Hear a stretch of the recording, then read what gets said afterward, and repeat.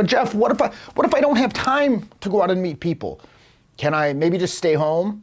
Maybe I'll join a dance class. Maybe I can watch some YouTube videos. Hey guys, learn some psychological tricks and tactics. Yo, if you come to these videos expecting me to give you some kind of secret abbreviated routine or a trick to eradicate your fear of meeting people forever with a wave of my magical success stick, that's what this is actually called, success stick. But if you're looking for that, you've come to the wrong place. All right, it's time for someone to cut the bullshit. In fact, it's always been time. It's always a good time to cut the bullshit and tell you the truth about how much effort it actually takes to develop a noticeably improved level of social skills and charisma. What most people want to hear is you don't have to work hard. All you need is XYZ technique. Maybe do this meditation and you'll somehow get to the root of it and it'll just be fixed. Try this secret psychological hack to influence people. Try this routine. Try some kind of magic formula. And back in the day, I think that when myself and my colleagues were originally learning how to improve our social skills, we gravitated towards those things. And I'm not going to lie, and in many cases, I think that those things, they weren't inherently valuable in and of themselves. Like, it wasn't the psychological tricks that made us better, but it was rather kind of a magic penny, right? Like the magic beans, the magic feather from the Dumbo film that gave us the confidence to actually go out and actually iterate and do enough interactions where we actually were able to garner enough data points so we could actually start to extrapolate, get the pattern recognition so we could develop the skill sets. Okay, these are the kind of things that tend to work, this is the style of communication that people tend to respond to better. This is sort of the internal environment I need to cultivate that's more collaborative as opposed to competitive. So I'm not giving off neediness, et cetera, et cetera. And all of those understandings came from massive amounts of time in the field, so to speak. And having those little tricks and everything, sure, they were good to give us the confidence to go out and start doing it. But ultimately, it was the massive repetition of social interaction that led to the improved level of social skills. But people, they want to hear about the magic penny. They want to hear about the magic formula. They want to hear that. But what you need to hear is that there is, in fact, a substantial time and effort commitment that's got to be made if you want better communication skills. To think anything but that is simple delusion or possible gullibility. I remember when that book came out, the old Neil Strauss book, that was the shocking expose into the Usenet subculture that we were where we were trying to learn these social skills. We're like, oh, well, everyone's going to know these tricks now. The jig is up, so to speak.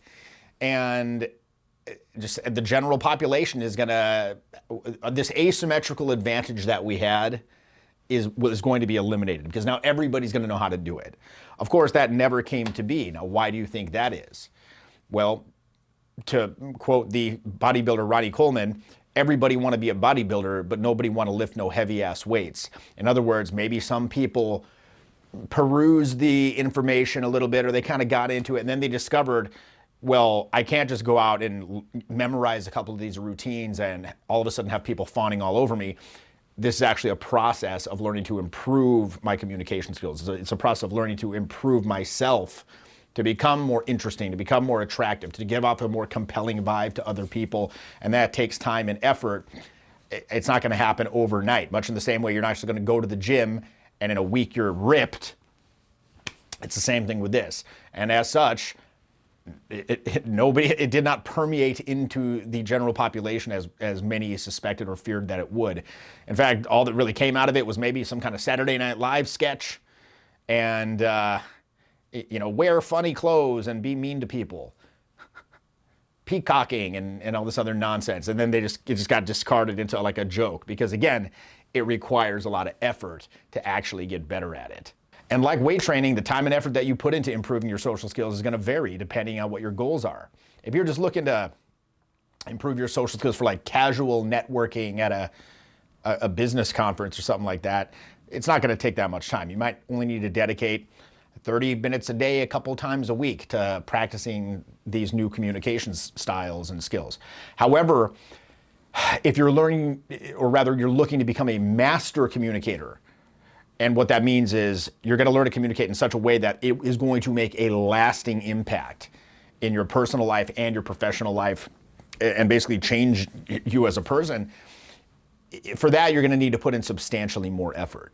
You don't get to the level of the legendary heroes of this stuff from just minutes a day in the field. Skill sets of that caliber come from many hours of plugging away in the gym, so to speak. Sometimes we would go out for 7 nights a week for years, myself and my colleagues. Now, I understand not everybody wants to be this cartoon character. And quite frankly, looking back, I think that my desire to get to that level probably stemmed from some sort of pathological problem in retrospect. But, you know, I learned a lot of good things along the way. But the thing is this, I don't have time is the number one reason people have for why they can't fit everything in. I don't have time. I don't have time to go out and put in the effort that's going to be required to garner that skill set that I would like, that I envision, that I dream of. I don't have time. But quite frankly, that's not a valid reason at all. It's an excuse made by lazy people. And look, I'm a lazy person in many ways, and I'm just going to acknowledge that. If you say you don't have time, it's an excuse made by lazy people. Like it just means, or it means you don't want it as much as maybe you think you do. Because we've all got the same 168 hours a week. We're all busy, but some people get good and some people don't. And I've seen it. I've been doing this for 20 years. I've been coaching this and teaching this to thousands of people for 20 years. Some people get good and some people don't. And what's the distinction between those two people? Why? Why does that happen? Is it luck? Is it genetics? Well, of course not. People who successfully improve their ability to see someone they want to go connect with, have the ability to go up and bang, introduce themselves skillfully and smoothly in such a way that the other person's likely to react positively to it. Introduce whatever angle they want in a smooth way that's not jarring. And again, put out invitations that are likely to be accepted if that person's in the headspace and the logistics are right. To have those skills, people that develop that skill to do that very easily, these people have, quite simply put, they've made training for that a priority in their life. They make the time, even if that means, you know, maybe giving up a little bit of sleep and going to work the next day, having underslept because you were out a little bit, or maybe just not, you know, giving up an hour of television. Successful people, they use every hour wisely. They don't fritter their time away on unproductive and meaningless activities. In other words, I got a poster up here in my office that says, create, don't consume. The truth is, you're always going to make time for whatever's important to you in your life. That's the bottom line. That's one thing that I've learned. I'm 47 now, and that's a truism that I must remind myself of on an almost daily basis. You will make time for whatever is important to you in your life. If it's important for you to, spend 3 hours every night playing video games, you'll make the time. If watching TV is important to you, you'll make the time.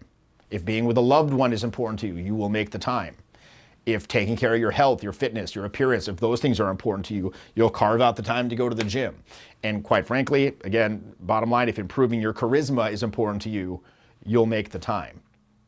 So you've got to make this a top priority in your life. Like arrive at a clear-eyed understanding of the demands that are going to be put upon you by the types of results that you want, and then say, look, I need to change the way I'm communicating to rise to the level of those demands if I want to get the social results I want. Okay, now let's look at how my inhibitions might be preventing me from behaving in a way that would get me those results. Now let's look at a way of, releasing those and exercising them on a consistent basis in some kind of methodical way that's going to allow me to let those inhibitions go, leap through the fear into the unknown where all growth and learning happens, and then again, adopt this new style of communication that tends to be better received by people.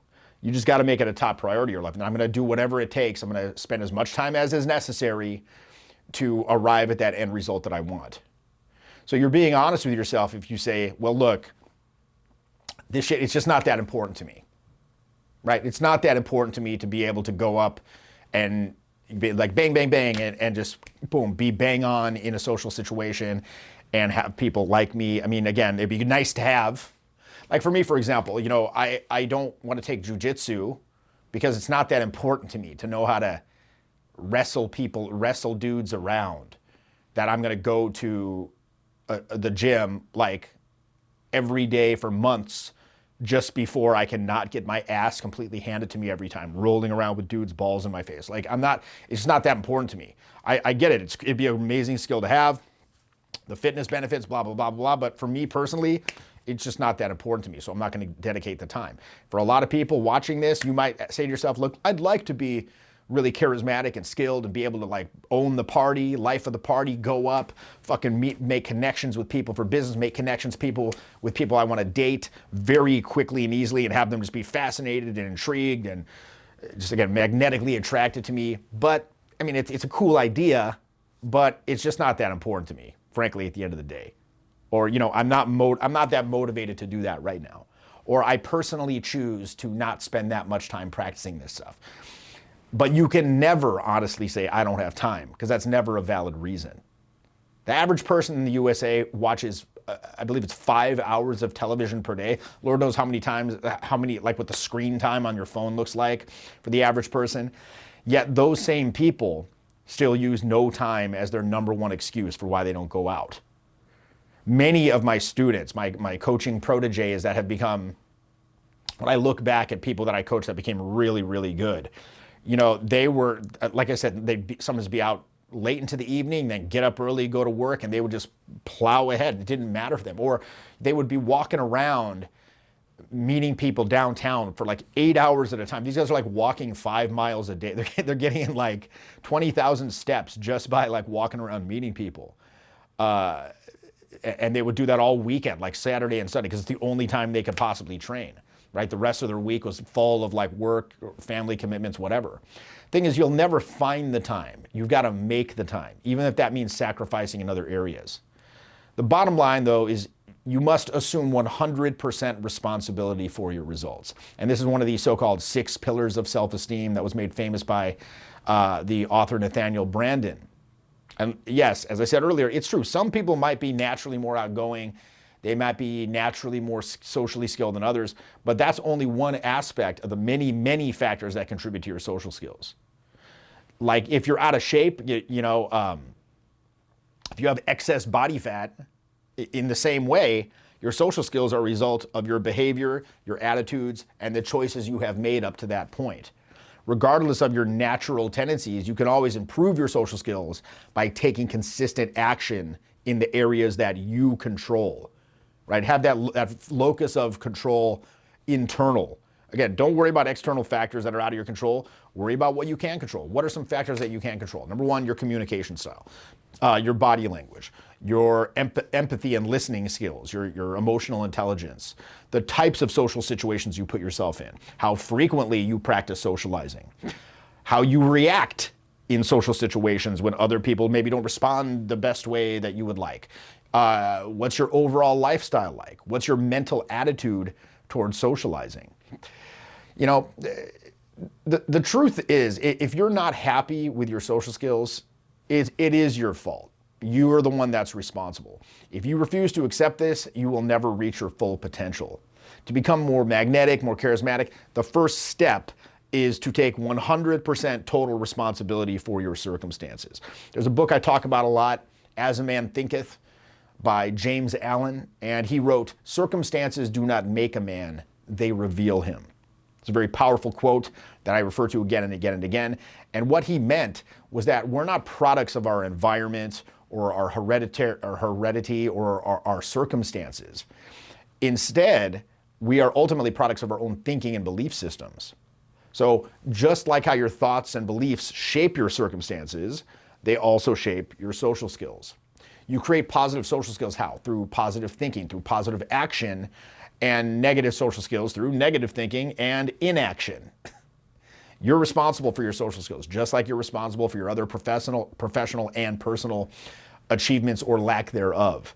And a lot of people, they don't like when I say this. In fact, in the comments, somebody's invariably going to be like, well, hey, I have XYZ situation that's special, and this is rude, and you shouldn't, put so much pressure on people like this.